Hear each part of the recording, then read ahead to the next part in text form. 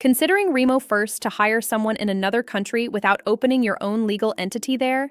That is exactly what an employer of record does, and RemoFirst is one of them. Before you sign anything, let us give you a data-backed, no-spin look at what you are actually getting: the price, the score, the catches, and who it is really built for. Every provider we review runs through the same model. 1 score out of 100, built from 6 factors, weighted the same way every time, no exceptions. RemoFirst Select Score is pulled from that live dataset on EOR Select, updated weekly on the site. Here is where it lands. Let us walk the 6 factors from strongest to weakest, because that is where the real story is. Coverage comes first, then pricing, compliance is next, platform follows, support is fourth, and reputation, which is drawn from verified third-party reviews, and real Reddit and community sentiment, rounds out the 6. Each row lights up as we go, so you can see exactly where the points come from. Now, the support score, the security posture, and the integrations, because that support score has to be earned somehow. Look at what channels are actually available, what certifications the platform holds, and what tools it connects to. Those 3 things, in that order, tell you whether the day-to-day experience matches the headline number. Here is the platform itself.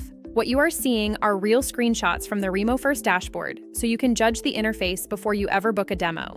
Pricing is where a lot of teams get surprised, so here it is clearly. The EOR rate is what you pay per employee per month to hire full-time workers abroad. The contractor and payroll rate covers freelancers and payroll-only runs. Both figures are in the live dataset and compared against every other provider on the same axis. Third-party ratings matter, but only when they are read in full. These figures pull from verified review platforms and are not cherry-picked. The overall score, the number of reviews, and the recency all feed into the reputation factor you already saw in the breakdown.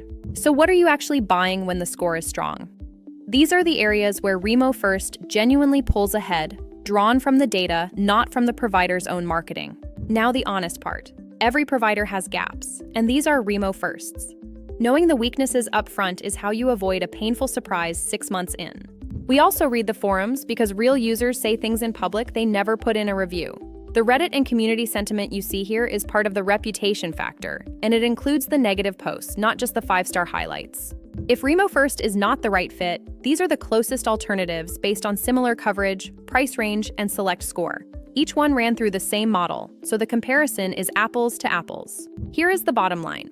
RemoFirst tends to suit teams that want competitive pricing, broad country coverage, and a straightforward platform without enterprise-tier complexity. If you need deep local compliance support in niche markets, hands-on account management, or tight integration with an existing HR stack, you may find a better fit elsewhere. The score tells you where it excels and where to pressure test before you commit. You can dig into the full RemoFirst breakdown, filter by your priority factors, and compare it side by side with every other provider at eorselect.com. The ranking is earned, not sold, independent and never sponsored.